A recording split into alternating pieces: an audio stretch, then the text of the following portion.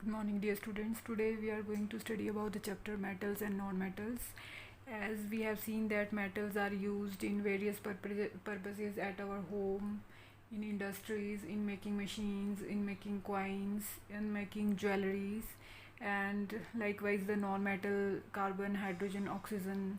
They are in the all the living organisms, plants, animals, and other their products like carbon, hydrogen, and oxygen. They are in proteins, carbohydrates, fats, etc. And as you all know that oxygen also is a non-metal which is essential for our life. So next we are going to study about the physical properties of metals and non-metals. So first we will study about the physical properties of metals. For the first property, here is given activity 3.1. Take samples of iron, copper, aluminium and magnesium, जो ये metals के name दिए हैं, ठीक है. Note the appearance of each sample, और क्या करना है, जैसे वो दिख रहे हैं उनकी अपीयरेंस नोट करनी है. After that clean the surface of each sample bye rubbing them with sand paper. जो सैंड पेपर होता है, जो रफ सरफेस होता है जिसका, उससे उनको रब करना है. And note their appearance again, और फिर से उनकी अपीयरेंस चेक करनी है. तो हम देख सकते हैं जो बिफोर रबिंग और आफ्टर रबिंग उनमें क्या होगा, there will be the difference of lustre. जो शाइनिंग सरफेस है आफ्टर रबिंग वो क्या हो जाएगा, वो ज़्यादा क्लियर हो जाएगा. क्लियर. सो जो फर्स्ट प्रॉपर्टी आ गई इसकी, that is metals are having luster. Metals in their pure state have a shining surface. This property is called metallic luster. तो all जो metals हैं उन सब में क्या है, they are having luster. And then the second property, here is again given an activity for the second property. Take small pieces of iron, copper, aluminium and magnesium. उन्हीं metals के क्या लेने हैं, सैम्पल्स लेने हैं, स्मॉल पीसीज लेने हैं. Try to cut these metals with the sharp knife and note your observations. और उन मेटल्स को क्या करना है, हमने नाइफ के साथ कट करना है. क्लियर. ट्राई टू कट, उनको कट ट्राई करना है कि वो कट होंगे या नहीं होंगे. Hold a piece of sodium metal with the pair of tongs. Clear. Tongs की हेल्प से क्या लेना है, सोडियम मेटल लेना है. क्लियर. हमने देखा है प्रीवियस चैप्टर में जो मेटल्स में जैसे सोडियम होता है वो काफ़ी रिएक्टिव होता है. थोड़ा सा भी मॉइस्चर उसको लगेगा तो वो क्या कर लेता है, दैट कैच फायर. इसलिए उसको क्या करना है, ड्राई स्टेट में लेना है, मॉइस्चर नहीं होना चाहिए. और किसकी हेल्प से पकड़ना है उसको, with the help of tongs. So next यही दिया हुआ है इसमें क्वेश्चन में. Always handle sodium metal with care. Dry it by pressing between the folds of a filter paper. Use करने से पहले आपको पता है उसको किसके अंदर रखा जाता है, जो सोडियम मेटल होता है उसको केरोसिन ऑयल के अंदर रखा जाता है. तो जब भी उसको एक्सपेरिमेंट के लिए हम निकालते हैं तो पहले उसको ड्राई करते हैं with the help of filter paper. Put it on a watch glass and try to cut it with the knife. और वॉच ग्लास में डाल के उसको किसकी हेल्प से ट्राई करना है, कट करना, नाइफ की हेल्प से. What do you observe. तो ऊपर वाले जो सैम्पल्स दिए उनको भी ट्राई करना है नाइफ की हेल्प से कट करने के लिए, और जो सोडियम दिया है उसको भी ट्राई करना है. तो इसमें से क्या होगा, जो ऊपर वाले सैम्पल्स दिए हुए हैं ये नाइफ़ की हेल्प से कट नहीं होंगे, और जो नीचे वाले सैम्पल है जैसे सोडियम है इसमें, तो वो क्या हो जाएगा, नाइफ़ की हेल्प से वो कट हो जाएगा. तो यहाँ तक हमारी कितनी प्रॉपर्टीज़ होती हैं, 2 प्रॉपर्टीज़ होती हैं. तो हम यहाँ पे जैसे अगर लिखते हैं physical properties of metals. So first property जो हमने with the help of activity किया, that is metallic lustre. Then जो सेकंड प्रॉपर्टी किया, that is hardness. All the metals are hard except, जो एक्सेप्शंस हैं उसमें हमने देखा जो कॉपर, एल्यूमिनियम, आयरन दिया था उसको हम नाइफ़ की हेल्प से कट नहीं कर सकते हैं. जो हमने सोडियम लिया उसको हम किसकी हेल्प से कट कर सकते हैं, नाइफ़ की हेल्प से कट कर सकते हैं. तो एक्सेप्शंस में क्या है इसमें, एक तो लिथियम है, दूसरा हमने जो किया sodium metal, sodium, and third one is potassium. Symbol याद रखना है, पोटाशियम का के है।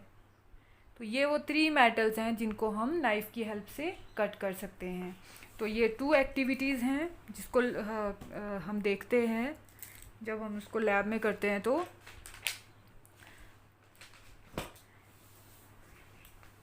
so we have done the property of metallic luster and the hardness.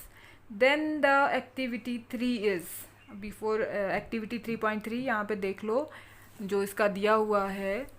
You will find that metals are generally hard. The hardness varies from metal to metal. तो ये अलग अलग metals में अलग अलग, कोई ज़्यादा हार्ड हो सकता है, ठीक है, कोई कम हार्ड हो सकता है। बट जो 3 एग्जाम्पल दिए आपको, लिथियम, सोडियम और पोटाशियम, उनको हम नाइफ़ की हेल्प से कट कर सकते हैं। So next activity is take pieces of iron, zinc, lead and copper. ये 4 metals के pieces लेना है। Place any one metal on a block of iron. ठीक है, आयरन के ब्लॉक पे रखना है उसको। एंड स्ट्राइक इट 4 और 5 टाइम्स विद अ हैमर, और हैमर की हेल्प से उसको क्या करना है, स्ट्राइक करना है। What do you observe? Clear? Repeat with the other metals, record the change in the shape of these metals. Clear? तो इस एक्टिविटी में हमने उसको with the help of hammer, जो से उसके ऊपर हथौड़ा जैसे होता है उससे बीट करना, मारना है उसको। तो क्या होगा, तो वो जो मेटल होगा दैट विल बी क्या हो जाएगा, वो that will become thin sheets जब हम उसको बीट करेंगे। क्लियर? तो ये है इसकी नेक्स्ट प्रॉपर्टी मेटल्स की, दैट थर्ड जो 3.3 एक्टिविटी है जिसमें हम बीट करेंगे उसको with the help of hammer. उसको नीचे भी आयरन रखा है, उसके ब्लॉक के ऊपर रख के उस मेटल को हमने हैमर से बीट करना है, तो वो क्या बन जाएगा, वो एक थिन शीट बन जाएगी। तो उस जो थर्ड जो प्रॉपर्टी है उसको क्या बोलते हैं, मैलिएबिलिटी। मैलिएबिलिटी। क्लियर? इसमें क्या हो जाता है, जो मेटल है वो किस में कन्वर्ट हो जाता है, थिन शीट्स में। जब हम उसको क्या करेंगे, when we will beat that metal on beaten, that becomes thin sheet, and that property is called malleability. Then here we can see that you will find that some metals can be beaten into thin sheets. This property is called malleability. तो इस property को क्या बोला है, malleability बोला है। Did you know that gold and silver are most malleable metals? जो gold और silver है वो most malleable metals हैं। नेक्स्ट प्रॉपर्टी देखेंगे हम, जो एक्टिविटी के थर्ड जो 3.4 एक्टिविटी है। Consider some metals such as iron, copper, aluminium, lead etcetera. Which of the above metals are also available in the form of wires? Clear? जो wires की form में आपने कॉपर एल्यूमिनियम वायर्स देखी होंगी। Clear? जो use होती है हमारे इलेक्ट्रिक सर्किट्स में। तो जो नेक्स्ट प्रॉपर्टी है that is ductility. The ability of metals to be drawn into thin wires is called ductility. Clear? तो डक्टिलिटी याद रखना है, वो प्रॉपर्टी क्या है जिसमें मेटल्स को क्या कर सकते हैं, वायर्स में कन्वर्ट कर सकते हैं। Gold is the most ductile metal, याद रखना है गोल्ड क्या है, सबसे ज़्यादा डक्टाइल मेटल है। You will be surprise to know that a wire of about 2 kilometre length can be drawn from 1 gram of gold. जो 1 ग्राम गोल्ड होगा उससे कितनी लंबी वायर बन सकती है, 2 किलोमीटर लेंथ की वायर उससे बन सकती है, गोल्ड वायर। क्लियर? तो यहाँ इसी से क्लियर होता है कि जो मेटल्स हैं जो क्या है, डक्टाइल हैं। क्लियर? डक्टिलिटी प्रॉपर्टी है, और मेटल्स क्या बोलेंगे, उनको डक्टाइल बोलेंगे। Clear? So it is the next is it is because of their malleability and ductility that metals can be given different shapes according to our needs. तो हमने देखा है गोल्ड और सिल्वर क्या यूज़ होते हैं, उनको ज्वेलरी में यूज़ होते हैं। दूसरी वायर्स हम लोग यूज़ करते हैं जैसे इलेक्ट्रिक सर्किट्स में, तो मेटल्स की बनी होती है वो। ठीक है? तो यहाँ पे हम लिखेंगे इसमें जो फोर्थ प्रॉपर्टी की हमने, that is ductility. Metals are ductile in nature, means they can be drawn into wires. So that is the fourth property of the metals. और उसमें हमने गोल्ड का एग्जाम्पल भी देखा कि कितना डक्टाइल है वो। क्लियर। अब नेक्स्ट जो प्रॉपर्टी आती है वो आती है according to the its conductivity. यहाँ पे देखो नेक्स्ट एक्टिविटी जो है यहाँ पे दिया है, can you name some metals that are used for making cooking vessels, do you know why these metals are used for making vessels, let us do the following activity to find out the answer. हमने घर में देखा हुआ है, हम जो खाना बनाते हैं वो भी जो हमारे यूटेंसिल्स होते हैं वो मेटल से बने होते हैं। तो वो कौन सी प्रॉपर्टी है जो मेटल्स को हम किस में बना रहे हैं, उनको कुकिंग में यूज़ कर रहे हैं उनका। So that is related to this the activity 3.5. Take an aluminium or copper wire, ठीक है, एल्यूमिनियम या कॉपर की वायर लेना है। Clamp this wire on a stand as shown in figure 3.1।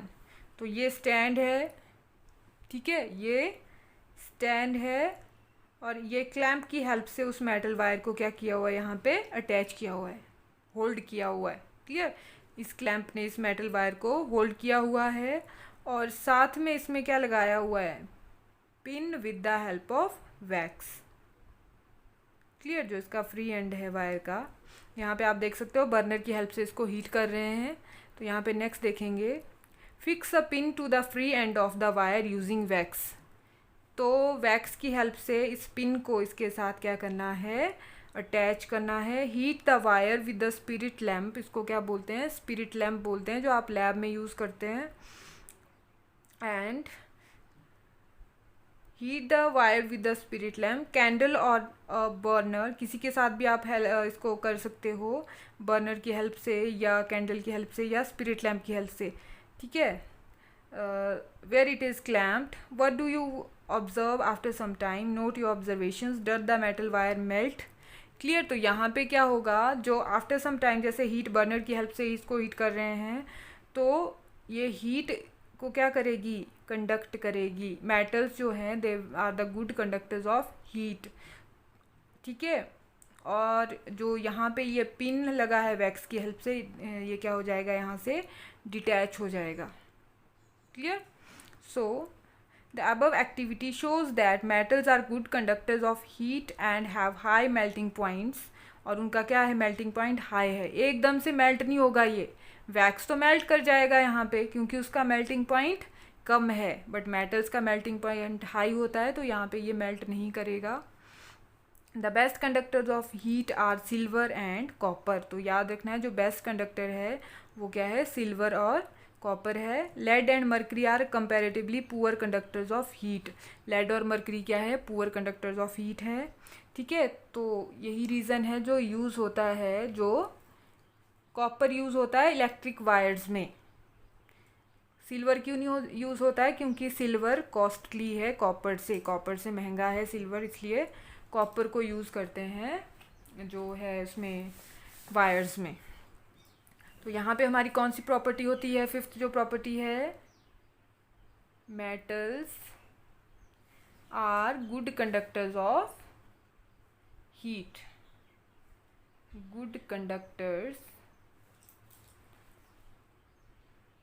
Of heat.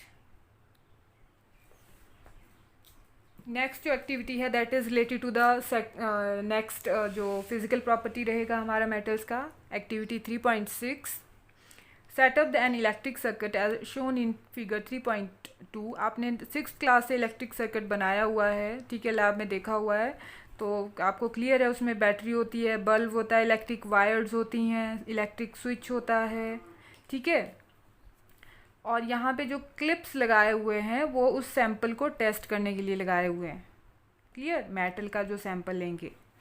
सो यहाँ पे हम देखेंगे in the activity, set up an electric circuit as shown in figure 3.2। ये वाला सेट करना है। Place the metal to be tested in the circuit between terminals A and B as shown. Does the bulb glow, what does this indicate. यहाँ पे जो clips लगे हुए हैं they are not of plastic, ये जो हैं वो आयरन के होंगे या उसमें कॉपर के हो सकते हैं, ठीक है, बट ये किसके नहीं होंगे, प्लास्टिक के नहीं होंगे, क्योंकि आपको पता है जो प्लास्टिक होता है that is bad conductor of heat electricity.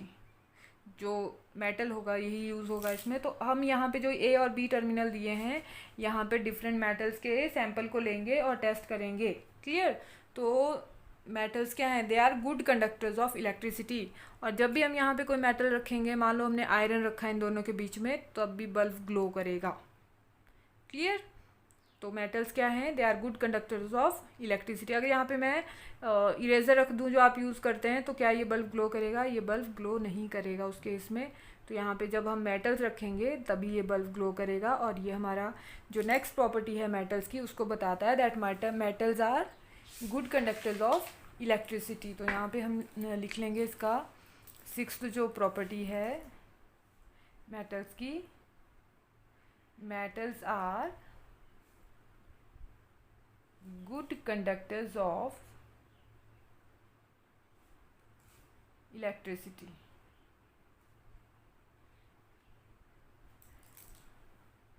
और यहाँ पे आपको जो याद रखना है, तो सिल्वर कौन सा है इसमें? Silver is the best conductor of electricity, best conductor of electricity. और जो यहाँ पे मैंने बोला है जो यूज़ होते हैं वो मोस्टली क्या होते हैं यूज़? कॉपर एंड एल्यूमिनियम, जो इलेक्ट्रिक वायर्स में यूज़ होता है for making electric wires. Silver क्यों यूज़ नहीं होता है? Because silver is costly then these copper and aluminium. So this was activity 3.6 and the physical property of electric conductance. You must have seen the wires that carry current in your homes have a coating of polyvinyl chloride, जो PVC की coating होती है। आपको पता है कि जो metal है वो एज सच नहीं होता है कि एज सच वो पूरे उसमें होम में हमने फिट कर दिया है, उसके बाहर एक कोटिंग होती है। और rubber like material. Why are electric wires coated with such substance? तो क्लियर हो गया, जो ये कोटिंग है पीवीसी है that is bad conductor of electricity. तो हमें वो किससे बचा रहा है? वो इलेक्ट्रिक शॉक से बचा रहा है। एक्सपोज्ड होंगी वो इलेक्ट्रिक वायर्स तो हमें क्या लग सकता है? हमें इलेक्ट्रिक शॉक लग सकता है। और उससे बचने के लिए पीवीसी या अनदर रबर लाइक मटेरियल उसमें कोट किया होता है। What happens when metal strike a hard substance? Do they produce a sound? The metals that produce a sound on striking hard surface are said to be sonorous. Can you now say why school bells are made up of metals? तो ये जो यहाँ पे paragraph दिया है इसमें metal की next जो प्रॉपर्टी है वो बताई हुई है, that is property number 7 that metals are sonorous. Metals are sonorous means they produce sound on striking with a hard substance. They produce sound on striking a hard substance. Clear? And the example given here is school bell. So this is activity number 7. And next is its property number 8, that metals are having high density. High density. Clear? High density क्या हुआ? जो उसका weight by volume है या उसका जो wait है, जैसे आप छोटा सा भी एक आयरन ब्लॉक लोगे तो वो क्या है? वेट में ज़्यादा है। क्लियर? सेम आप एक आयरन का ब्लॉक लो और सेम ही उतने ही साइज़ का, जैसे जिसका साइज़ है, क्लियर, जैसे इतना साइज़ है उस आयरन ब्लॉक का, ये आयरन ब्लॉक है और इतने ही साइज़ का हमने एक वुडन ब्लॉक लिया। क्लियर? एक आयरन ब्लॉक है, एक वुडन ब्लॉक है, तो दोनों की डेंसिटी में डिफरेंस है। आपको पता है जो वुडन ब्लॉक रहेगा that will be light in weight, और जो आयरन ब्लॉक रहेगा that will be heavy in weight as compare to the wooden block, but इनका साइज बराबर है, but their weights are different, तो इसी को डेंसिटी बोलते हैं। Metals are having high density. ठीक है, तो ये प्रॉपर्टी इसकी कंप्लीट होती है यहाँ पे 8। नेक्स्ट जो प्रॉपर्टी आती है मेटल्स की, that is property number 9। They have high tensile strength, they have high tensile strength. अब ये टेंसाइल स्ट्रेंथ क्या होता है? That is load bearing capacity before they break, before they break. Clear? तो ये क्या कर सकते हैं? ज़्यादा हैवी वेट का लोड को होल्ड कर सकते हैं। That property is tensile strength. Clear? तो आपने देखा हुआ है जो जैसे ब्रिजेस होते हैं, ब्रिजेस, बिल्डिंग्स या रेलवे लाइंस हैं जिसके ऊपर ट्रेन चलेंगी, रेलवे लाइंस या व्हीकल्स हैं, मशीन्स हैं, तो ऐसे सारे अलग अलग जो हैं उसमें मेटल्स यूज़ होते हैं। फॉर एग्जांपल आयरन यूज़ होता है ना उसमें, आयरन, तो वो आयरन क्या कर सकता है? ज़्यादा वेट को ले सकता है। That is the tensile strength. Metals are having high tensile strength. Clear? Activity 9 and then the activity it's property number 9 and then the property number 10. It's the last property we will study under the properties of metals, and that property is of its state. So all metals are